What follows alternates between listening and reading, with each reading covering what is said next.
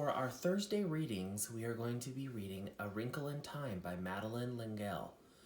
If you're able to, I would highly suggest you get a copy of this book to read along. Otherwise, please listen closely.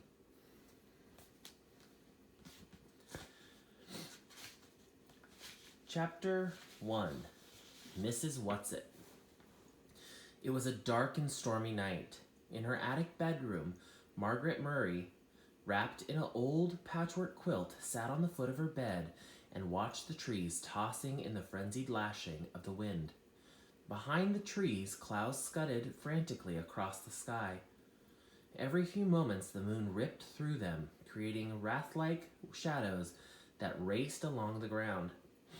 The house shook. Wrapped in her quilt, Meg shook. She wasn't usually afraid of weather. It was not just the weather, she thought. It was the weather on top of everything else. On top of me. On top of Meg Murray, doing everything wrong. School. School was all wrong. She had dropped down to the lowest section in her grade. That morning, one of her teachers had said crossly, "Really, Meg? I don't understand how a child with parents as brilliant as yours are supposed to can be such a poor student. If you don't manage to do a little better, you'll have to stay back next year." During lunch, she roughhoused a little to try to make herself feel better, and one of the girls said scornfully, "After all, Meg, we aren't grammar school kids anymore. Why do you always act like such a baby?" And on the way home from school, walking up the road with her arms full of books, one of the boys had said something about her. Dumb baby brother. At this, she'd thrown the books on the side of the road and tackled him with every ounce of strength she had, and arrived home with her blouse torn and a big bruise under one eye. Sandy and Denny's, her 10-year-old twin brothers, who got home from school an hour earlier than she did, were disgusted. "Let us do the fighting when it's necessary," they told her. A delinquent, that's what I am, she thought grimly. That's what they'll be saying next. Not Mother, but them. Everybody else. I wish Father... But it was not possible to think about her father without the danger of tears. Only her mother could talk about him in a natural way, saying, "When your father gets back from where? And when?" Surely her mother must know what people were saying, must be aware of the smugly vicious gossip. Surely it must hurt her as it did Meg. But if it did, she gave no outward sign. Nothing ruffled the serenity of her expression. "Why can't I hide it, too?" Meg thought. "Why do I always have to show everything?" The window rattled madly in the wind, and she pulled the quilt close about her. Curled up on one of her pillows, a gray fluff of kitten yawned, showing its pink tongue, tucked its head under again, and went back to sleep. Everybody was asleep. Everybody except Meg. Even Charles Wallace, the dumb baby brother, who had an uncanny way of knowing when she was awake, unhappy, and who would come so many nights tiptoeing up the attic stairs to her. Even Charles Wallace was asleep. How could they sleep? All day on the radio there had been hurricane warnings. How could they leave her up in the attic in the rickety brass bed, knowing that the roof might be blown right off the house? And she tossed out into the wind, into the wild night sky, to land who knows where. Her shivering grew uncontrollable. "You asked to have the attic bedroom," she told herself savagely. "Mother let you have it because you're the oldest. It's a privilege, not a punishment." "Not during a hurricane it isn't a privilege," she said aloud. She tossed the quilt down on the foot of the bed and stood up. The kitten stretched luxuriously and looked at her with huge, innocent eyes. "Go back to sleep," Meg said. "Just be glad you're a kitten and not a monster like me." She looked at herself in the wardrobe mirror and made a horrible face, bearing a mouthful of teeth covered with braces. Automatically, she pushed her glasses into position, ran her fingers through her mouse-brown hair so that it stood wildly on end. and let out a sigh almost as noisy as the wind. The wide wooden floorboards were cold against her feet. Wind blew in the crevices about the window frame. In spite of protection the storm sash was supposed to offer, she could hear wind howling in the chimneys. From all the way downstairs, she could hear Fortinbras, the big black dog, starting to bark. He must be frightened too. What is he barking at? Fortinbras never barked without reason. Suddenly, she remembered that when she had gone to the post office to pick up the mail, she heard about a tramp who was supposed to have stolen 12 sheets from Miss Buncombe's, the constable's wife. They hadn't caught him.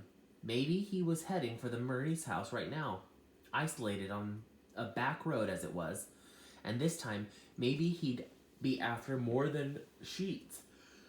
Meg hadn't paid much attention to the talk about the tramp at the time, because the postmistress, with a sugary smile, had asked if she'd heard from her father lately.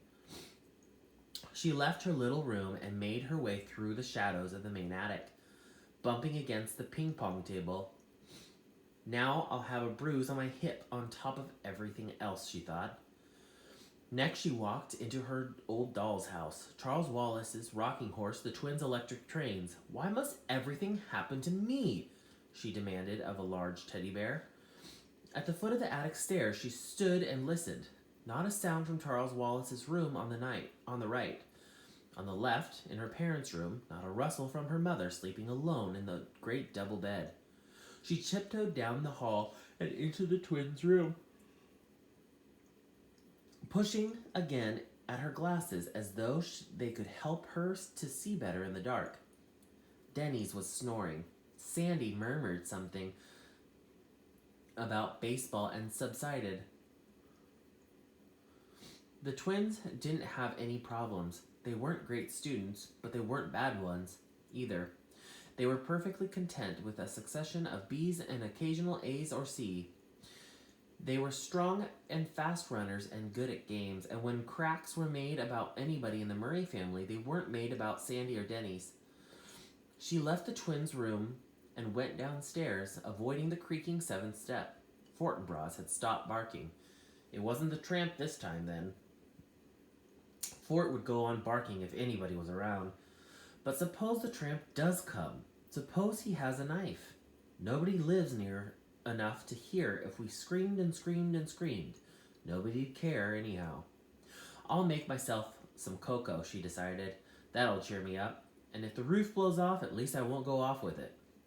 In the kitchen, a light was already on, and Charles Wallace was sitting at the table drinking milk and eating bread and jam. He looked very small and vulnerable, sitting there alone in the big, old-fashioned kitchen, a blond little boy in a faded blue Dr. Denton's, his feet swinging on a good 6 inches above the floor. "Hi," he said cheerfully. "I've been waiting for you." From under the table he was lying at Charles Wallace's feet, hoping for a crumb or two. Fortinbras raised his slender dark head in greeting to Meg, and his tail thumped against the floor. Fortinbras had arrived on their doorstep, a half-grown puppy, scrawny and abandoned one winter night. He was Meg's father's, had decided, part Llewellyn setter and part greyhound, and he had a slender, dark beauty that was all his own. "Why didn't you come up to the attic?" Meg asked her brother, speaking as though he were at least her own age. "I've been scared stiff." "Too windy up in the attic of yours," the little boy said.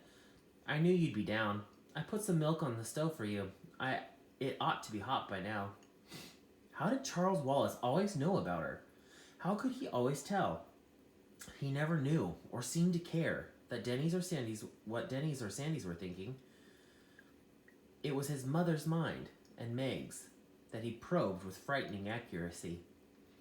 Was it because people were a little afraid of him that they would whisper about the Murray's youngest child, who was rumored to be not quite bright? "I've heard that clever people often have subnormal children," Meg once overheard. The 2 boys seemed to be nice, regular children, but that attractive girl and the baby boys certainly aren't all there. It was true that Charles Wallace seldom spoke when anybody was around, so that many people thought he'd never learned to talk. And it was true that he hadn't talked at all until he was almost 4. Meg would turn white with fury when people looked at him and clucked, shaking their heads sadly. "Don't worry about Charles Wallace, Meg," her father had once told her. Meg remembered it very clearly because it was shortly before he went away. "There's nothing the matter with his mind. He just does things in his own way and in his own time." "I don't want him to grow up to be dumb like me," Megan said. "Oh, my darling, you're not dumb," her father answered. "You're like Charles Wallace. Your development has to go at its own pace. It just doesn't happen to be the usual pace." "How do you know?"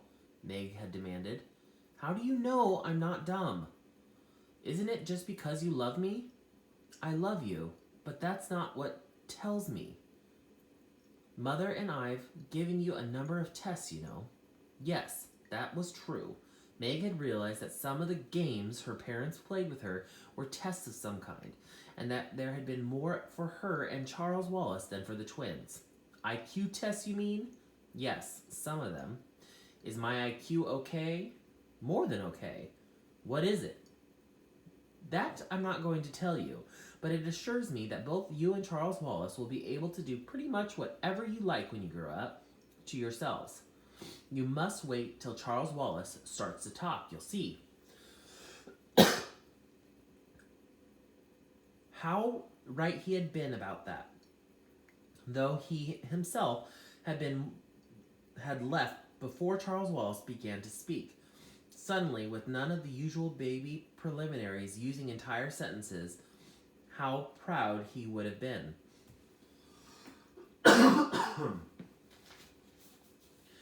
"You'd better check the milk," Charles Wallace said to Meg now, his dictation clearer and cleaner than it had been most 5-year-olds. "You know you don't like it when it gets the skin on top." "You put in more than twice enough." Meg peered into the saucepan. Charles Wallace nodded serenely. "I thought Mother might like some." "I might like what?" a voice said, and there was their mother standing in the doorway. "Cocoa," Charles Wallace said. "Would you like a liverwurst and cream cheese sandwich? I'll be happy to make you one." "That would be lovely," Miss Murray said, "but I can make it myself if you're busy." "No trouble at all." Charles Wallace slid down from his chair and trotted over to the refrigerator. His pajama feet patted softly as a kitten's. "How about you, Meg?" he asked. "Sandwich?" "Yes, please," she said, "but not liverwurst. Do we have any tomatoes?" Charles Wallace peered into the crisper. "One. All right, if I use it on Meg, Mother?" "To what better use could it put?" Miss Murray smiled. "But not so loud, please, Charles. This is unless you want the twins downstairs too." "Let's be exclusive," Charles Wallace said. "That's my new word of the day. Impressive, isn't it?" "Prodigious," Miss Murray said. "Meg, come let me look at that bruise." Meg knelt at her mother's feet. The warmth and the light of the kitchen had relaxed her so that the attic fears were gone. The cocoa streamed fragrantly in the saucepan. Geraniums bloomed in the windowsills, and there was a bouquet of tiny yellow chrysanthemums in the center of the table.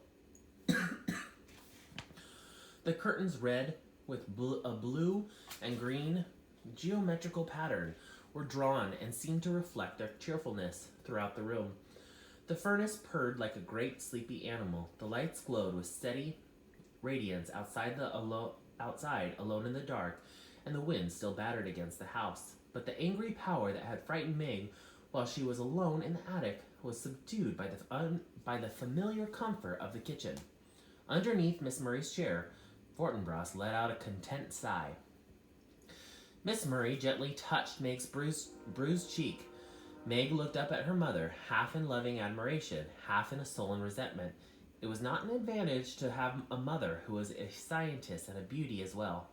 Miss Murray's flaming red hair, cream skin, and violet eyes with long, dark lashes, seemed even more spectacular in comparison with Meg's outrageous plainness. Meg's hair had been passable as long as she wore it tidily in braids. When she went into high school, it was cut, and now she and her mother struggled with putting it up. But one side would come out curly and the other straight, so that she looked even plainer than before. You don't know the meaning of moderation, do you, my darling? Miss Murray asked. A happy medium is something I wonder if you'll ever learn. That's a nasty bruise the Henderson boy gave you. By the way, shortly after you'd gone to bed, his mother called up to complain about how badly you'd hurt him. I told her that since he's a year older and at least 25 pounds heavier than you are, I thought I was the one who ought to be doing the complaining. But she seemed to think it was all your fault. I suppose that depends on how you look at it, Meg said. Usually, no matter what happens, people think it's my fault, even if I have nothing to do with it at all. But I'm sorry I tried to fight him. It's just been an awful week, and I'm full of a bad feeling. Miss Murray stroked Meg's shaggy head. Do you know why? I hate being an oddball, Meg said. It's hard on Sandy and Denny's, too. I don't know if they're really like everybody else, or if they're just able to pretend they are. I try to pretend, but it isn't any help. You're much too straightforward to be able to pretend to be what you aren't, Miss Murray said. I'm sorry, Meglet. Maybe if Father were here, he could help you. But I don't think I can do anything till you've managed to plow through some more time. Then things will be easier for you. But that isn't much help right now, is it? Maybe if we aren't so repulsive looking. Maybe if you're pretty like you. Mother's not a bit pretty. She's beautiful, Charles Wallace announced, slicing liverwurst. Therefore, I bet she was awful at your age. How right you are, Miss Murray said. Just give yourself time, Meg. Lettuce on your sandwich, Mother? Charles Wallace asked. No, thanks. He cut the sandwich into sections, put it on a plate, and set it in front of his mother. Yours will be along in just a minute, Meg. I think I'll talk to Miss Whatsit about you. Who's Miss Whatsit? Meg asked. I think I want to be exclusive about her for a while, Charles Wallace said. Onion salt? Yes, please. What's Miss Whatsit stand for? Miss Murray asked. That's her name, Charles Wallace answered. You know, the old shingled house back in the woods that kids don't go near because they say it's haunted? That's where they live. They? Miss Whatsit and her two friends. I was out with Fortinbras a couple days ago. You and the twins were at school, Meg. We like to walk in the woods, and suddenly he took off after a squirrel, and I took off after him, and we ended up by the haunted house. So I met them by accident, as you might say. But nobody lives there, Meg said. Miss Whatsit and her friends do. They're very enjoyable. Why didn't you tell me about it before? Miss Murray asked. And you know you're not supposed to go off our property without permission, Charles. I know, Charles said. That's one reason I didn't tell you. I just rushed off after Fortinbras without thinking, and then I decided, well, I better save them for an emergency anyhow. A fresh gust of wind took the house and shook it, and suddenly the rain began to lash against the windows. I don't think I like this wind, Meg said nervously. We'll lose some shingles off the roof, that's certain. Miss Murray said, but the house has stood for almost 200 years, and I think it will last a little longer. There has been many a high wind up on this hill. But this is a hurricane, Meg wailed. The radio kept saying it was a hurricane. It's October, Miss Murray told her. There have been storms in October before. As Charles Wallace gave Meg her sandwich, Fortinbras came out from under the table. He gave a long, low growl, and they could see the dark fur slowly rising on his back. Meg felt her own skin prickle. What's wrong? She asked anxiously. Fortinbras stared at the door that opened into Miss Murray's laboratory, which was in the old stone dairy right off the kitchen. Beyond the lab, a pantry led outdoors, though Miss Murray had done her best to train the family to come into the house through the garbage door or the front door, not through her lab. But it was the lab door and not the garage door toward which Fortinbras was growling. You didn't leave any nasty smelling chemicals cooking on a Bunsen burner, did you, Mother? Charles Wallace asked. Miss Murray stood up. No, but I think I'd better go see what's upsetting Fort for anyhow. It's the tramp. I'm sure it's the tramp, Meg said nervously. What tramp? Charles Wallace asked. They were staying at the post office this afternoon. A tramp stole all of Miss Buncombe's sheets. We better sit on the pillowcases then, Miss Murray said lightly. I don't think even a tramp would be out at night, a night like this, Meg. But that's probably why he is out, Meg wailed, trying to find a place not to be out. In which case, I'll offer him the barn till morning. Miss Murray went briskly to the door. I'll go with you, Meg's voice was shrill. No, Meg, you stay with Charles and eat your sandwich. Eat, Meg exclaimed, as Miss Murray went out through the lab. How does she expect me to eat? Mother can take care of herself, Charles said. Physically, that is.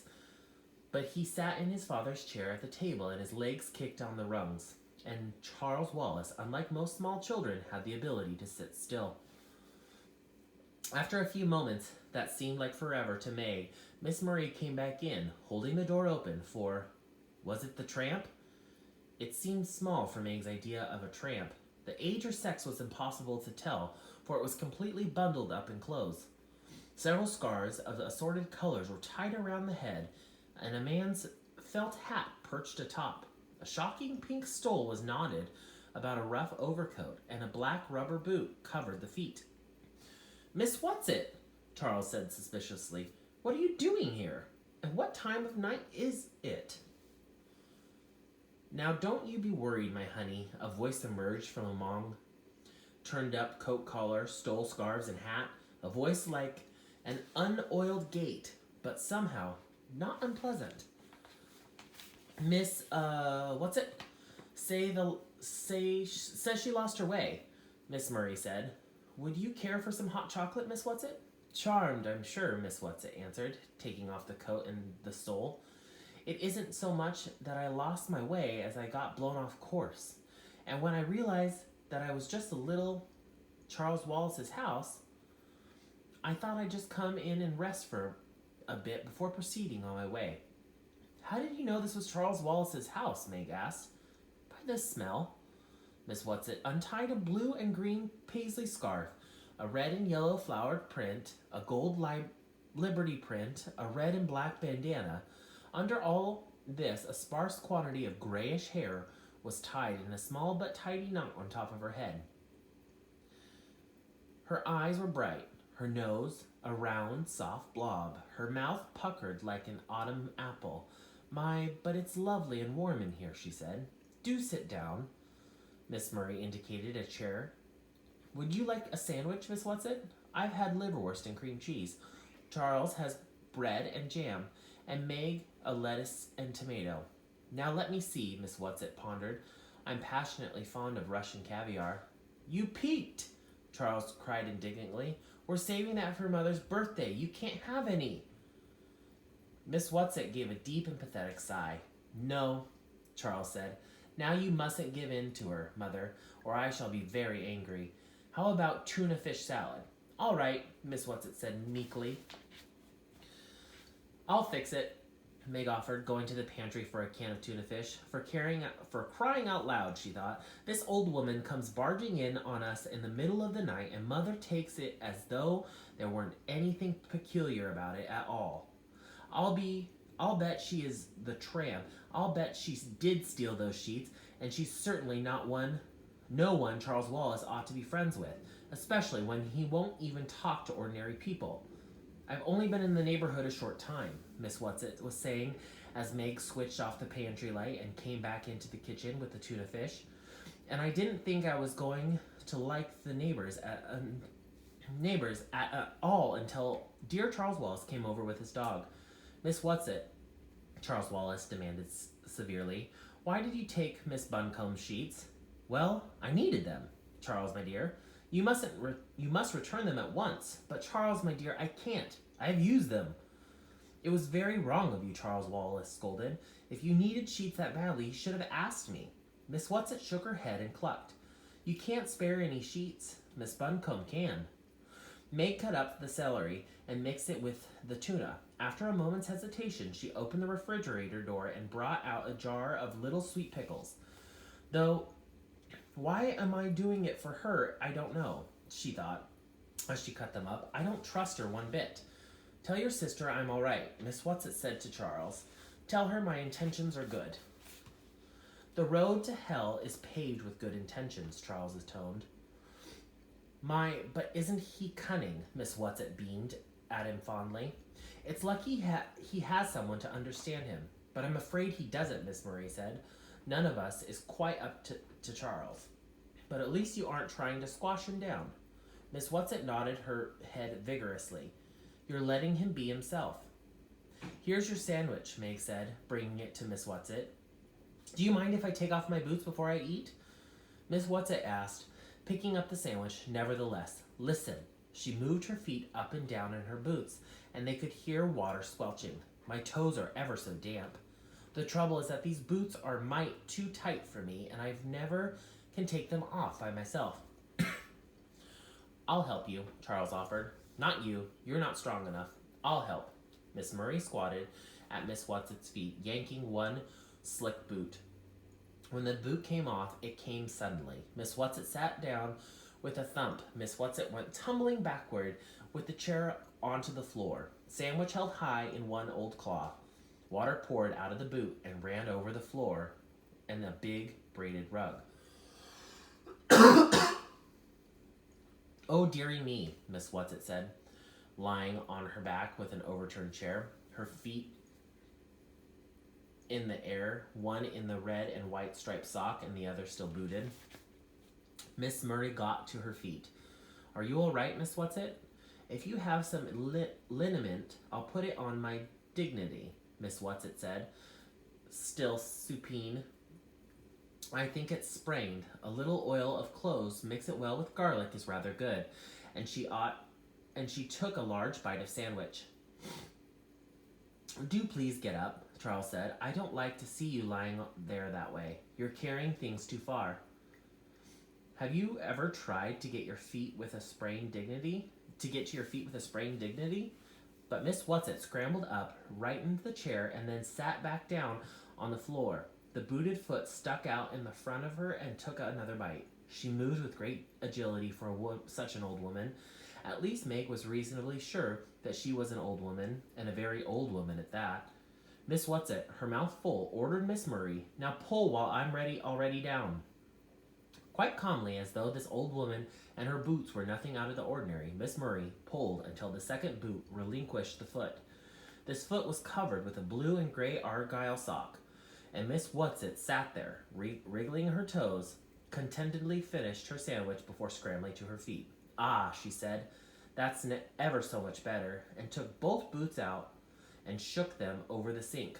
My stomach is full, and I'm warm inside and out. It's time I went home. Do you think you'd better stay till morning, Miss Murray asked. Oh, thank you, my dearie, but there's so much to do. I just can't waste time sitting around fribbling. It's much too wild a night to travel in. Wild nights are my glory, Miss Whatsit said.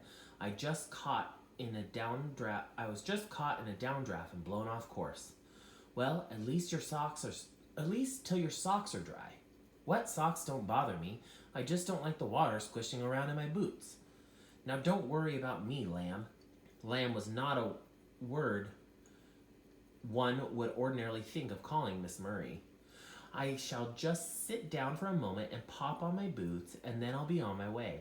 Speaking of ways, pet, by the way, there is such a thing as a tesseract.